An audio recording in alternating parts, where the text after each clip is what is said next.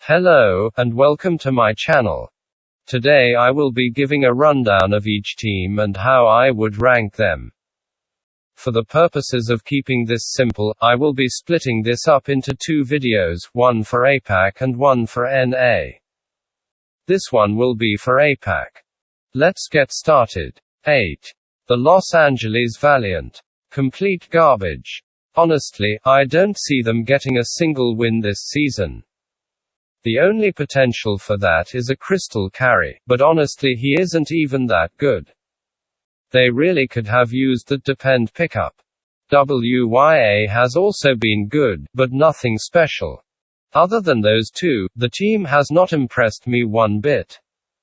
Hopefully they can try again next season, as I think they have already been disqualified from the year-end playoffs. 7. The Guangzhou Charge. I like the Charge, and they have surprised me with their performance a few times, especially the game against New York. They are 7th because they have upset potential, unlike the Los Angeles Valiant, who are pretty clearly inferior in every role to every team. But they are still second to last. One reason is their lack of capable coaches. They just do not have very many compared to their peers. This obviously hurts the players' ability to improve and adapt mid-game. Hence why they've been dominated in most matches they've played. As for their roster, they have solid pieces.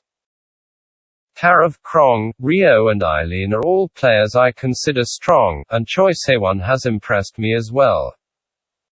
But again, their lack of coaching hurts them, and I don't think their team quite stands up to the rest of the superpowers in APAC, aka most of the other teams. They are just outclassed in general.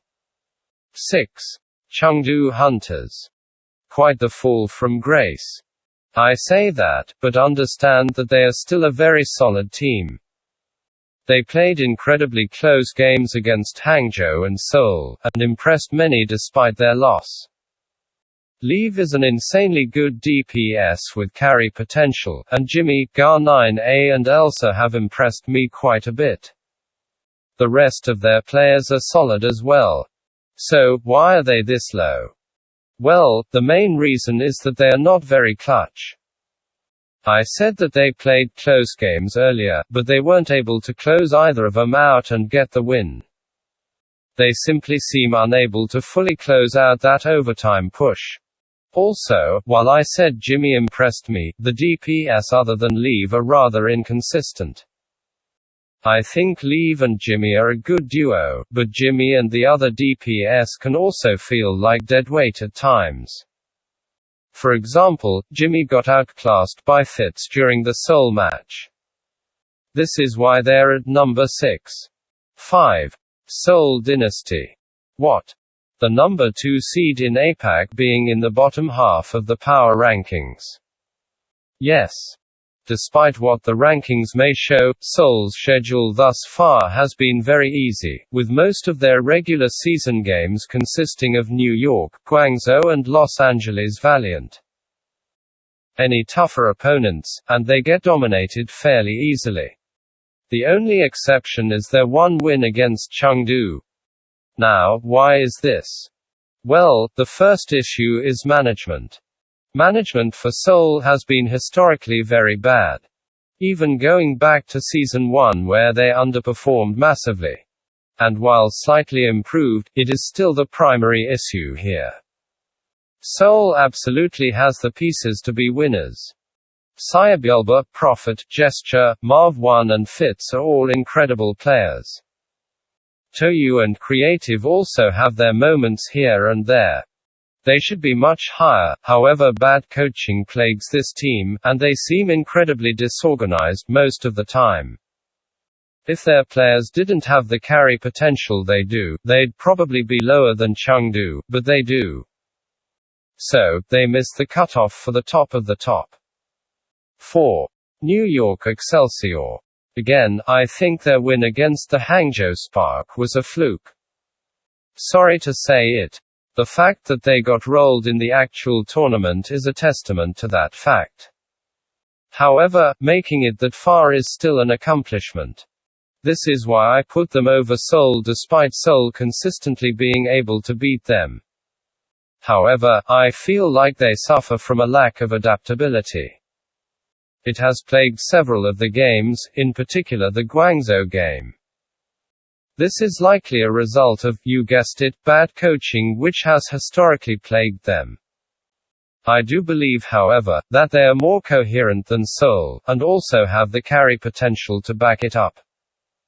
As much as I say the game against Hangzhou was a fluke, Jay Jonak and Flora really fucked during that game, and Fed 3R isn't bad either. Their supports other than Jay Jonak and their tank line have room to improve, but they are still solid. I truly believe that with better coaching, they can consistently be one of the best in the league. However, for the moment I think in terms of overall performance they are interchangeable with Seoul. 3. Hangzhou Spark. Hangzhou Spark were absolutely incredible in this last stage. You really just have to look at their roster to see why. They have god-level DPS. Shy is on leave level with equal carry potential, and Architect is a monster on most hitscan heroes, and they even have Semsu and Gods B on the bench. Gakue is still one of the best Winstons in the world, and their supports are honestly crazy as well. They have shown dominance through the entirety of the second tourney qualifiers. Their loss against New York was certainly a disappointment, but nothing to lose hope over or anything just yet. They are even able to consistently play the Dragons close and even beat them. So, with all of this, why am I calling them only the third in the league? Well, it's because it was a massive jump from stage 1, where they were downright bad. When they couldn't win a game to save their lives. I believe this to be a result of hero pools. Hangzhou has several elite Reaper players on their team, so when a Reaper meta came back, along with the dive heroes Gakue and Architect are so good at, it was a perfect story that allowed them to dominate the qualifiers. I am worried that they won't be able to continue this dominance next stage, when the hero pools update. Plus, their loss against New York is a bit worrying. It could show them having weak mentals in high-stakes situations. Based on performance in the last stage, I would have put them over Philadelphia, but I can't bring myself to make such a bold claim before confirming that they can carry that consistently across many metas. 2. Philadelphia Fusion.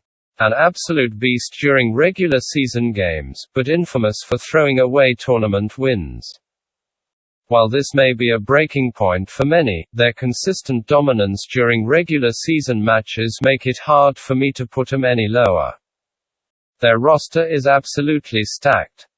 Rascal, Carpe and soon Shockwave and EQO are all animals, and with their upcoming support line of Funny Astro and Alarm they now have one of if not the best support lines in the league. Hotba can be very dominant as well. However, they have shown some worrying signs this stage.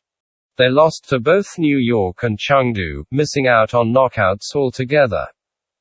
They even managed to lose a map to the Valiant.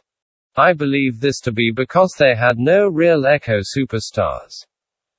Rascal is good, but when up against Leave, Shy and Fleeter, what can you really do? So, with all of this disappointment in Stage 2, why should we be so excited? Well, because of the new additions coming soon. EQO and Shockwave are good flex DPS players, and have likely been practicing Echo, so even if she somehow isn't banned by hero pools they likely have a good substitute. Plus, EQO and Carpe already have crazy synergy. EQO joining the team again could be bigger than a lot of people might think. Plus, Funny Astro is here, who should be a big upgrade to Toby. If they get more players coming in, they could be even more dominant than they were in Stage 1. I truly have high hopes for them. 1. Shanghai Dragons. The best team in APAC and the best team in the Overwatch League at the moment in my opinion. Their mentals and flexibility is insane. They went from getting stomped by Dallas to beating Dallas through strong mentals and being able to adapt to the meta in one single weekend. I cannot stress that enough. Looking at their roster, I cannot see a single weak point. Fleeter and Lip are cracked, Void is an animal, and while I am not a huge fan of Fate, I cannot deny his importance to the team. Lee Jae-gon is a top 3 Lucio, and Izayaki is crazy as well. Other than the occasional upset loss, they have dominated during the regular season and stay consistent in their tournaments. They are currently my favorite to win the championship, especially seeing as how Shock seems to be on the decline.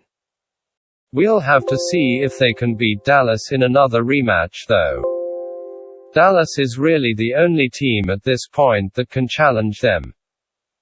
That's it for me APAC rankings. Please remember to like and subscribe for more. My NA rankings should be out sometime this week before my news recap vid. Thanks for watching.